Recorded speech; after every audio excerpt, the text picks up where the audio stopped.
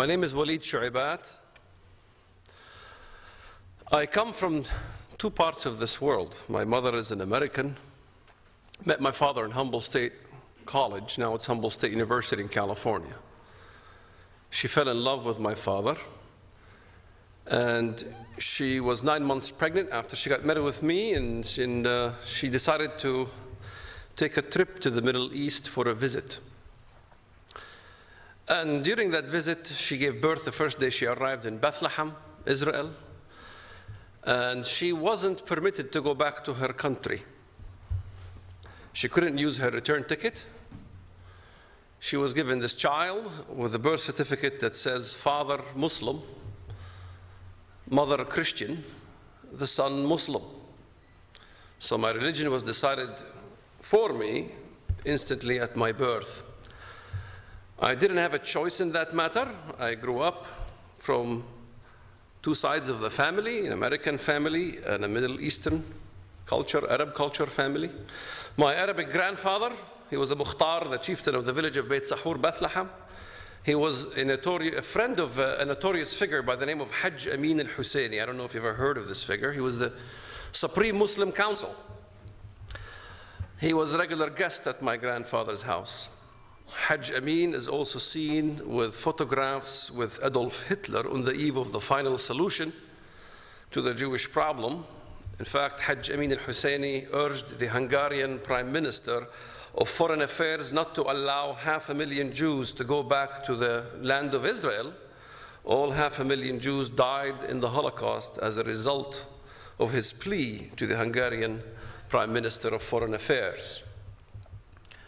From my mother's side, my great-grandfather was well connected with another notorious figure by the name of Winston Churchill, who wanted to destroy Nazism. I know very little about my mother's heritage, her side of the family. Winston Churchill would visit my great-grandfather in Jericho, California every time he got to the States. I have newspaper articles even to prove it. And I knew very little about my mother's faith, how she felt about things and her religious convictions or her Christian convictions. And, my father was stationed in Jericho.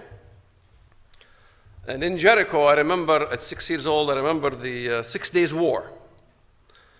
I remember we were clamoring behind Jamal Abdul Nasser to destroy the Jews and throw them into the sea. I remember many things from my childhood. I remember Israel won in 6 days, and they kind of rested on the 7th day. And Rabbi Goren blew the shofar at the Wailing Wall and declared Jerusalem the eternal city for the Jewish state. Of course, my father was crushed. My mother was kind of elated and very happy because she said it reminded her of the story of Joshua with the walls of Jericho, because the story of the Joshuan conquest was the 6 Days War as well, because on the 7th day, if you look at the biblical text, it says very clearly early in the morning before the sun came up, they went around the walls of Jericho 7 times, and Israel basically was established as a state. So she said that as a Presbyterian. She studied that in Sunday school, and it was pleasing to her. Of course, I had no choice in the matter of what school I went to when I was a young kid. 3rd and 4th grade, I remember going to a Christian school. My father and mother put me in a Christian school so I could learn English as an early language, as an early, at the early stage, because they didn't teach English from the 1st and 5th till the 5th grade in the government school in the Palestinian areas. I remember one time I decided to walk into the Bible study at our school. And I wanted to study what the rest of the kids were studying. And the bully stood up. He wanted me to leave the class because, number one, I was an American. Number two, I was a Muslim. You don't belong here. The teacher said to him, you better shut up and sit down because it seems that he's the only one that wants to learn the Bible. So I learned my first year, 3rd grade, good Bible study. 4th grade, my teacher, Hani Auda, was a Palestinian Christian. And there we learned different Bible studies. Basically, we learned that all the patriarchs of the Bible, Abraham, Moses, even Jesus of the New Testament, were all Palestinian revolutionists. In fact, if you don't believe me, you must believe Hanan Ashrawi, the right hand of Yasser Arafat before he croaked. She said that Jesus was a Palestinian from my country. You can see that on clip as well. So, because tonight everybody here is expecting me to pick in one side. Some people think I'm an Islamophobe, I'm a racist or a hate monger. Tonight I'll pick on everybody. I will pick on Christians, I will pick on Muslims, I will pick on Jews. Because it's one thing to pick on somebody without looking at the log in your own eye. I will pick on the Christians because we didn't learn proper education in our Christian schools back in the Palestinian areas either. In fact, at Columbia University, which Ahmadinejad was allowed to speak, just a speech like this, the public weren't allowed to come in hear us speak, yet Ahmadinejad was allowed to speak, and I made it my position to criticize Christendom equally as much as I criticized Islamdom. And by the time I finished my speech and the question and answer time came, the first comment came from a student, Walid Shu'abat, "You are an Islamophobe." Then I asked the question, I said, if I'm an Islamophobe, why didn't nobody call me a Christian phobe? After all, I exposed Martin Luther, the reformer, who wrote the Jews and their lies as something that is evil. Why did nobody call me a Christian phobe? Why am I only titled as an Islamophobe? Because we live in a culture that you are not supposed to, you can criticize any religion. But when you criticize Islam or you critique the religion of Islam, you have some sort of hostility or some sort of a problem, because in the Muslim culture, it's a different culture than the Western culture, in which if you criticize the religion of Islam, it is considered racism from that culture. However, in the American tradition, the American way of life, criticizing any religion is a freedom of speech. I grew up finally going to the government school from 5th grade all the way to high school.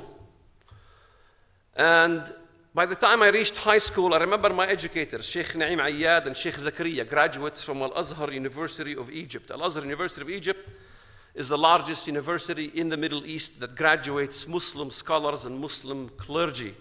It is the #1 university par excellence in graduating and producing Muslim scholars.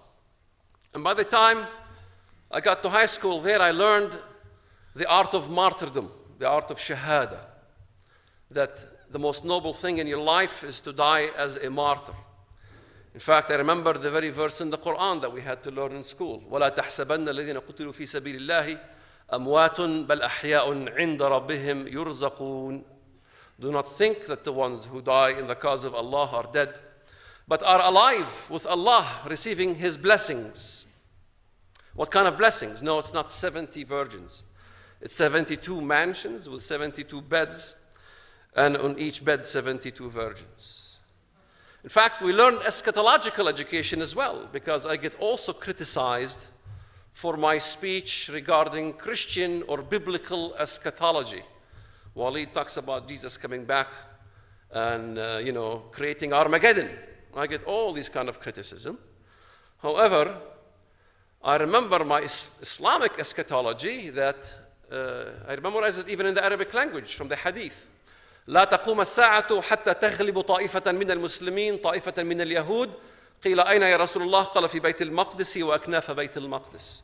The day of judgment shall not come to pass until the tribes of Islam defeat the tribes of Israel in Jerusalem and in the surrounding nations.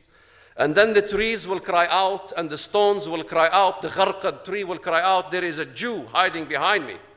Come, O Muslim, come and kill him. Such as the solution to the Jewish problem. The women, of course, are to be taken as captive because it's not permitted in Islam to kill the women. I remember question and answer time. Students were curious, asking questions. You said we can take the Jewish women as captives